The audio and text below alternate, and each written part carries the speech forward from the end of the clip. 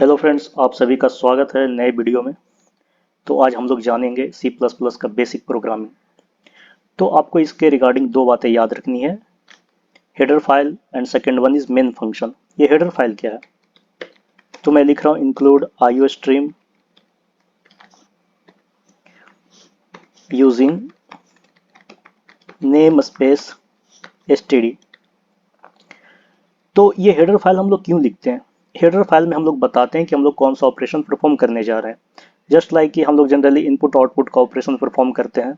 तो यहाँ पे आईओ स्ट्रीम का मीन्स हो गया, आई मीन्स हो गया इनपुट और ओ मीन्स हो गया आउटपुट, मतलब कि हम लोग इनपुट आउटपुट ऑपरेशन परफॉर्म करने जा रहे हैं।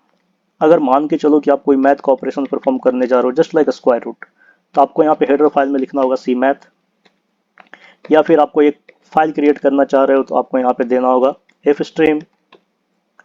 तो इसी तरह से आपको ये लिखना होगा, लेकिन हम लोग यहाँ पे एक सिंपल सा इनपुट आउटपुट ऑपरेशन देखेंगे। सो इसलिए हम लोग यहाँ पे हेडर फाइल में अभी ये हटा रहा हूँ। और एक बात और, यहाँ पे कितना भी आप ब्लैंक स्पेस दे सकते हो, क्योंकि C plus plus blank space को इग्नोर कर देता है। अब हम लोग बात करेंगे मेन फंक्शन के बारे में। तो मेन फंक्शन ओपन होता है कर्ली ब्रेसेस से, क्लोज किया इसे। और एक बात और, आपको हमेशा मेन फंक्शन को क्लोज करना है रिटर्न जीरो से। ये आपका सिंटेक्स हो गया, एक basic C plus plus structure हो गया। तो यहाँ पे सीखने वाली बात यहाँ पे ये है कि आपने अपने यहाँ पे हेडर फाइल में, ये पूरा हेडर फाइल है, हेडर फाइल में आपने कहा है कि मैं इनपुट आउटपुट ऑपरेशन परफॉर्म करने जा रहा हूँ। सो तो यहाँ पे आउटपुट ऑपरेशन करने के लिए हम लोग यूज करते हैं सी आउट और इंसर्शन ऑपरेटर, और इनपुट के लिए सी इन एक्सट्रैक्शन ऑपरेटर। ये this is called extraction operator. Okay, तो चलिए कि मान के चलिए कि आपको कोई चीज़ प्रिंट आउट करवाना है सीधा कि माय नेम इज़ एबीसी, तो आप लोग यूज़ करेंगे सी आउट।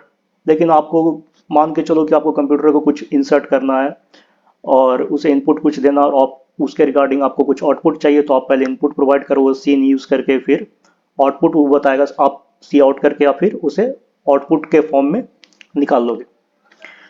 तो इसलिए हम लोग सी इन यूज़ करते हैं, सी इन यूज़ करते हैं इनपुट के लिए, सी आउट यूज़ करते हैं आउटपुट के लिए। तो हम अभी सी इन को हटा रहा हूँ, सी इन को। अभी हम लोग एक सिंपल सा प्रोग्राम देखते हैं कि जस्ट लाइक कि my name is A B C. तो इस लाइन को लिखूंगा और मैं इसे रन करवाऊंगा तो ये एरर बताएगा। क्यों? क्योंकि मैंने आपको अभी दो बातें नहीं बताई है। कभी भी कोई भी आप सी प्लस प्लस एक स्टेटमेंट लिखते हो तो उसे हमेशा क्लोज किया जाता है। जस्ट लाइक कि मैंने एक C plus plus statement perform किया, उसे हमेशा क्लोज करना है सेमी कॉलन से।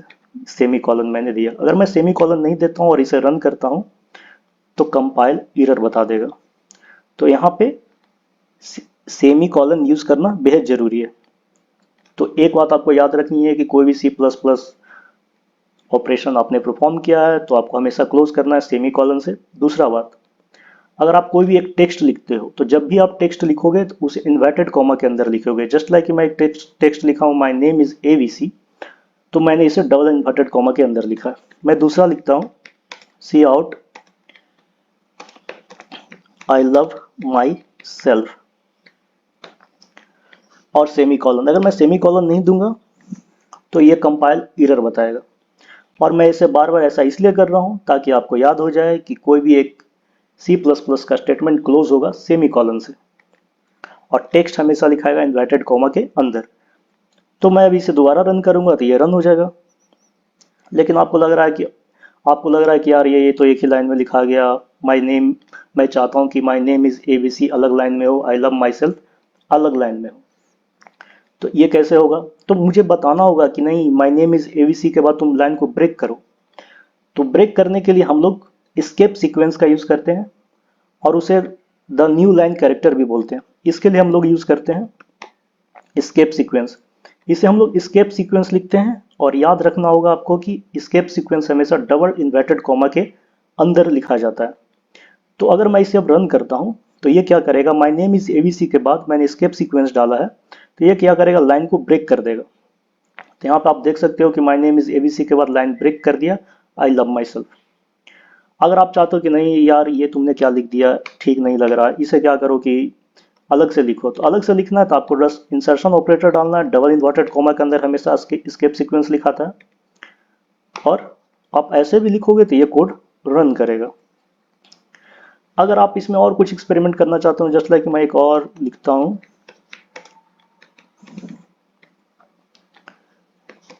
आई लव माई कंट्री।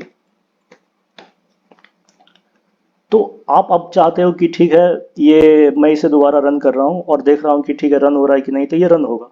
लेकिन देखो यहाँ पे भी एक ही लाइन में ये लिखा रहा है। क्यों ऐसा लिखा रहा है? क्योंकि मैंने आई लव माई सेल्फ के बाद मैंने लाइन ब्रेक करने के लिए कोई स्केप सीक्वेंस नहीं लिखा है। तो अगर मैं यहाँ पे लिख दूंगा कि नहीं भाई लाइन ब्रेक करो स्केप सीक्वेंस, तो स्केप सीक्वेंस हमेशा डबल इन्वर्टेड कॉमा, तो ये क्या करेगा, लाइन ब्रेक कर देगा। इसने लाइन ब्रेक कर दिया। लेकिन आप चाहते हो कि नहीं भाई माई नेम इज एबीसी है ना, उसके बाद एक ब्लैंक लाइन हो, उसके बाद आई लव माई सेल्फ हो, तो आप यहाँ पे डबल स्केप सीक्वेंस यूज कर सकते हो। इससे क्या होगा कि माई नेम इज एबीसी के बाद एक ब्लैंक स्पेस क्रिएट हो जाएगा। माई नेम इज एबीसी के बाद यहाँ पे देखो आप एक ब्लैंक स्पेस क्रिएट हो गया। तो यहाँ पे हम लोग ऐसे करते हैं। और एक चीज़ और है, अगर आप ये नहीं चाहते कि यार ये स्केप सीक्वेंस क्या है, इसे हटाओ यार, मैं ये से यूज़ नहीं करना चाहता, तो इसके लिए एक अलग वे है। आपको अगर लाइन ब्रेक करना है तो आप इंड एल यूज़ कर सकते हो।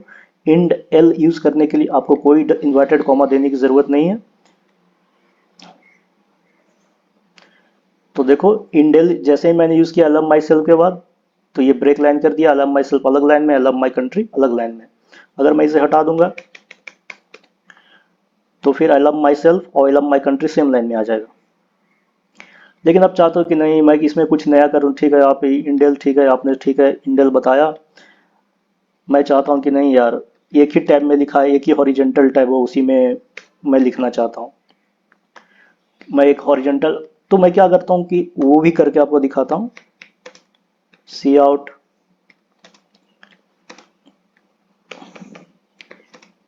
आई एम गोइंग टू चंडीगढ़। तो मैं लिखता हूँ I am going to Chandigarh, और मैं चाह रहा हूँ कि जो I love my country I am going to Chandigarh है वो एक ही लाइन में लिखा है। तो पहले मैं इसे रन करूंगा,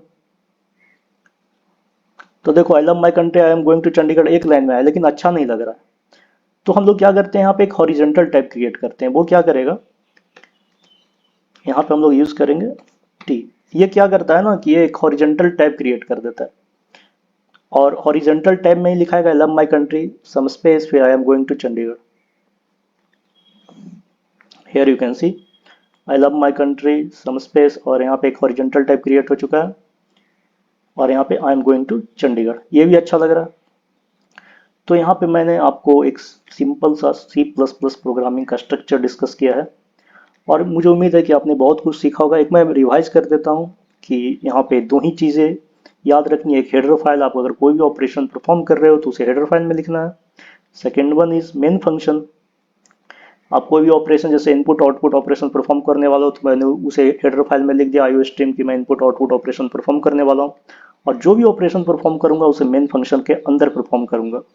सेकेंड बात यह है कि हमेशा मेन फंक्शन को रिटर्न जीरो से क्लोज करते हैं, और आउटपुट ऑपरेशन के लिए सी आउट यूज करते हैं, इनपुट ऑपरेशन के लिए सी इन यूज करते हैं, जो मैं नेक्स्ट वीडियो में डिस्कस करूंगा सी इन के बारे में। और कोई भी हम अगर सी प्लस प्लस का स्टेटमेंट लिखते हैं तो उसे हमेशा सेमी कॉलन से क्लोज करना है, और अगर हम कोई भी टेक्स्ट लिखते हैं तो उसे हमेशा डबल इन्वर्टेड कॉमा के अंदर लिखेंगे। अगर हमें लाइन ब्रेक करना है तो हम लोग यूज करेंगे स्केप सीक्वेंस। अगर मुझे क्या करना है कि लाइन ब्रेक के अलावा एक ब्लैंक स्पेस क्रिएट करना है यहाँ पे, तो मैंने डबल स्पेस सीक्वेंस यूज किया। आप इंडेल, और इंडेल भी जो हम लोग यूज कर सकते हैं लाइन को ब्रेक करने के लिए, हॉरिजॉन्टल टाइप क्रिएट करने के लिए ये यूज करते हैं टी। तो मुझे उम्मीद है कि आप सभी को ये वीडियो काफ़ी अच्छा लगा होगा और इससे काफ़ी सीखने को मिला होगा। और मैं एक और बात कहना चाह रहा था कि मैं भी इसका नोट्स प्रोवाइड नहीं कर पाऊंगा, लेकिन आप मेरी वीडियो देख के आप नोट्स बना सकते हो। मैं फ्यूचर में दो वेबसाइट लॉन्च करने जा रहा हूँ, एक w3program.com और एक है exeprogram.com। इन दो वेबसाइट में से कोई एक वेबसाइट एक कंपाइलर होगा, एंड दूसरा वेबसाइट पे मैं नोट्स प्रोवाइड करूंगा। Thanks for watching. मुझे उम्मीद है कि आपको इस वीडियो से काफ़ी कुछ सीखने को मिला होगा।